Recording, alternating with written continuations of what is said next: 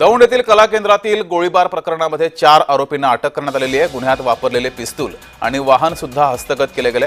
आरोपींना सोमवारपर्यंत पोलीस कोठडी सुनावण्यात आली आहे।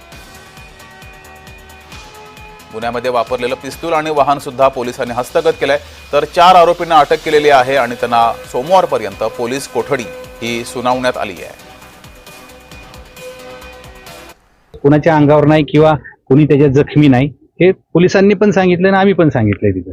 परंतु पोलिसांचं म्हणणं होतं की आणखीन तपास करायचा आहे आम्हाला। याच्यात फॉरेन्सिक रिपोर्ट जी छताला लागलंय त्यांनी लिहिलंय, त्याचा जो गोळीचा तुकडा सापडला तो आणि जी जमा आहे पिस्तूल ती एकच आहे हे फॉरेन्सिक रिपोर्टनुसार कळल।